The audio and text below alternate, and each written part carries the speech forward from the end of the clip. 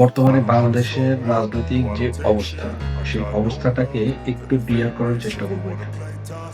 ১ম বিষয় হচ্ছে ২ টি রাজনৈতিক দল, একটা জামায়াত ইসলামী এবং আরেকটা হচ্ছে জাতীয় নাগরিক পার্টি। এই ২ টি রাজনৈতিক দল পরিষদে আছে।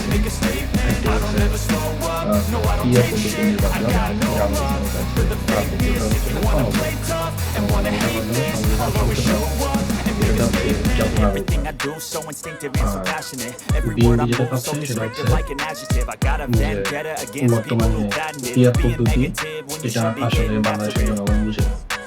এবং পিয়ার পদ্ধতি কিরকম হবে? পিয়ার পদ্ধতিতে কয়েক রকমের মডেল আছে।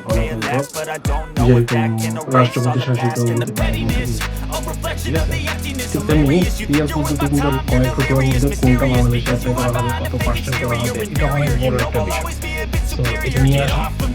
প্রথমে একটা এক্সপেরিমেন্ট না করে এটা মানে ইফেক্টিভ করা ঠিক না। তাহলে মূল বিষয় হচ্ছে যে পিয়ার পদ্ধতি হচ্ছে যেমন একটা পদ্ধতি যেটা কি ধরনের হবে এটা নির্ধারণ করা হয়। এটা হচ্ছে প্রথম বিষয়। পিয়ার পদ্ধতি বেশ কয়েকটা রকমের কিন্তু সিস্টেম আছে। কোন সিস্টেমটা বাংলাদেশে ফলো করা হয় তার কিন্তু যতগুলো দেশ আছে যে পিয়ার পদ্ধতি আছে, সবগুলো দেশের মধ্যে একই রকমভাবে পিয়ার পদ্ধতি নাই। তো পিয়ার পদ্ধতি যেহেতু একই রকম না, এখন আমরা আসলে কোন দেশে পিয়ার পদ্ধতি ফলো করবো সেই জিনিসটাও কিন্তু আমাদেরকে একটু ক্লিয়ার করতে হবে। তো আরেকটা বিষয় হচ্ছে যে পিয়ার পদ্ধতিতে যদি হয় তাহলে যেটা হবে সেটা হচ্ছে যে আমাদের বাংলাদেশের রাজনৈতিক সংস্কৃতি এটা সম্পূর্ণ ডিফারেন্ট হয়ে যাবে।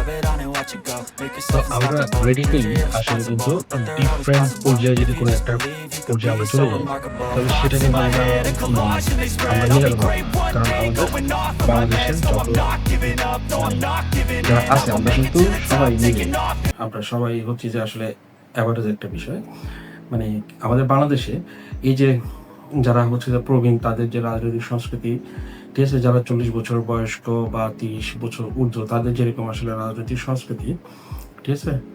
তো আমি বলব যে আসলে 35 বছরের উপরে যারা আছে তাদের আসলে রাজনৈতিক সংস্কৃতি হচ্ছে একরকম, আর 35 বছরের নিচে যতজন আছে বাংলাদেশের তাদের সবগুলো রাজনৈতিক সংস্কৃতি হচ্ছে ডিফারেন্ট। ওকে, সো আপনি ইচ্ছে করলে এই যে 35 বছরের নিচে যারা আছে তাদের মধ্যে আপনি এই রেডিক্যাল চেঞ্জটা কিন্তু তাদেরকে আপনি দিতে পারবেন এবং তাদেরকে খাওয়াইতে পারবেন। কিন্তু আপনি যারা 35 বছরের ঊর্ধ্বে তাদেরকে কিন্তু আপনি এই যে পিয়ার সিস্টেম বা নতুন একটা রাজনৈতিক সংস্কৃতি, রাজনৈতিক সিস্টেম, রাজনৈতিক ব্যবস্থা এটা কিন্তু খাওয়াতে পারবেন না। কারণ আমরা এই জিনিসটা এত তাড়াতাড়ি চেঞ্জ হয়ে যাক এটা আমরা চাই না। আমরা বুঝি যে রাতারাতি আসলে রেডিক্যাল কোনো একটা চেঞ্জ করা সম্ভব না। সুতরাং যে বিষয়টা সেটা হচ্ছে যে বাংলাদেশে রাতারাতি রেডিক্যাল একটা চেঞ্জে চলে যাওয়া সম্ভব না। আমরা কোন দেশের মডেল ফলো করব সেটা আসলে সিলেক্ট করা একটা ডিফিকাল্ট। আর বাংলাদেশের যে জনগণ আসলে জনগণ বুঝে না, ঠিক আছে? আপনি যদি বলেন যে বাংলাদেশের প্রত্যেকটা ভোটের একটা মূল্য থাকবে, এটা কিন্তু খুব বড় একটা কথা। এই কথাটা বলে কিন্তু বাংলাদেশে 100% মানুষের মন জয় করে নিতে পারবেন। কিন্তু এটা যদি প্রয়োগটাতে যদি যান আপনি, তাহলে এটা আমাদের বাংলাদেশের জন্য উপযুক্ত না। কেননা কারণ হচ্ছে যে ভাই দেখেন, পৃথিবীর যে সকল দেশগুলো উন্নত সেখানে পিআর সিস্টেমটা সাকসেস, আর পৃথিবীর যে সকল দেশগুলো উন্নত না সেখানে পিআর সিস্টেমটা সাকসেস না। আপনাকে এটা বুঝতে হবে। এটা আসলে মানে উন্নত যে রাষ্ট্রগুলো আর কি, যদি পৃথিবীর রাষ্ট্রগুলোকে ভাগ করেন আর টাকা পয়সার ভিত্তিতে, তাহলে উন্নত দেশ, উন্নয়নশীল দেশ, অনুন্নত দেশ, ঠিক আছে, এরকম আছে না? তো সেক্ষেত্রে উন্নত দেশগুলোর জন্য পিআর সিস্টেমে খুব দ্রুত কিন্তু এটা একটা আদর্শ সিস্টেম এবং এতে উন্নয়ন খুব বেশি হয় উন্নত দেশগুলোতে। আর অনুন্নত দেশে বা আমাদের মতো উন্নয়নশীল দেশে পিয়ার পদ্ধতি এটা আসলে আমাদের জন্য এটা ইফেক্টিভ না। এবং এক্ষেত্রে আমরা রাজনৈতিক অস্থিতিশীলতা মানে তৈরি করব এবং এর সাথে এই রাজনৈতিক অস্থিতিশীলতা আমাদের অর্থনীতিকে আরো পিছিয়ে নিয়ে যাবে। আমরা সামনে যেতে পারবো না। সো শুধুমাত্র অর্থনৈতিক কন্ডিশনের উপর ভিত্তি করে খুব ক্লিয়ারলি একটা কথা বলা যায়, সেটা হচ্ছে যে পিয়ার পদ্ধতি বর্তমানে এই যে এখন 2025 সাল, এই সময়ে আমাদের বাংলাদেশে কিন্তু কিছু নেই। এটা হয়তো একটু কখন হয়তো বা 2040 সালে 50 সালে তখন এটা একটা কিছু চমৎকার একটা সিস্টেম হতে পারে। আমাদের বাংলাদেশের অর্থনৈতিক উন্নয়ন হয়। জনগণের কাছে সর্বমাত্র গেলেও প্রথমবার ক্লিয়ার, এটা আরও কিছু বার যাক, মানুষ সবাই বোঝার চেষ্টা করুক, বুঝুক, তারপর আমরা উঠে যাবো। কিন্তু বর্তমানে এই মুহূর্তে এটা ঠিক এটা বুঝতে হবে।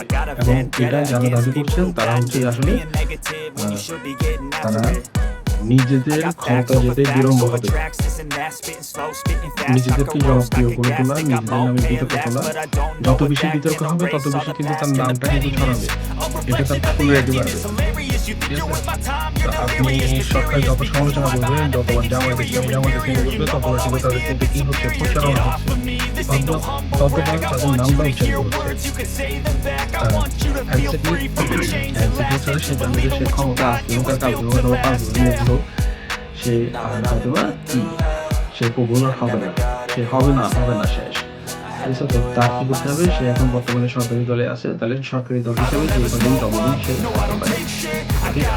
তারপরেও সে নিজেও কিন্তু চাইবে ফেব্রুয়ারিতে নির্বাচনটা হবে এবং সে এখানে অংশগ্রহণ করবে এবং সে জানাতে পারে নির্বাচন তাদেরকে সরকারের একেবারে চূড়ান্ত পর্যায়ে থেকে সিদ্ধান্ত যে নির্বাচন হবে ইনশাআল্লাহ।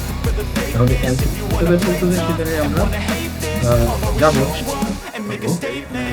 কিন্তু কথা হচ্ছে আমাদের যে সে আলোচনাটা আমি একদম ক্লিয়ার করে দিতে চাই, তা হলো ক্লিয়ার পদ্ধতি, এটা শুধুমাত্র উন্নত রাষ্ট্রগুলোর জন্য প্রযোজ্য, এটা কিন্তু আমাদের মতো একটি উন্নয়নশীল রাষ্ট্রের জন্য প্রযোজ্য না।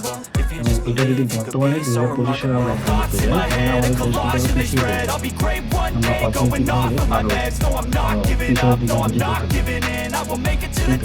কিন্তু আমি যদি বর্তমানে আমাদের যে ব্যবস্থা বিদ্যমান, সেই ব্যবস্থার মাধ্যমে যদি আমরা সরকার গঠন করি, তাহলে হয়তো এটা ঠিক যে একটা সময় 2040 অথবা 2050 সালের দিকে আমরা পিয়ার পদ্ধতিতে রাষ্ট্র গঠন করতে পারি। এবং অর্থনৈতিক উন্নতি ছাড়া পিয়ার পদ্ধতির অ্যাপ্লিকেশন, অর্থনৈতিক উন্নতি করে একটা দেশের অর্থনীতিকে আরো ভঙ্গুর অস্থিতিশীল করে আনএমপ্লয়মেন্ট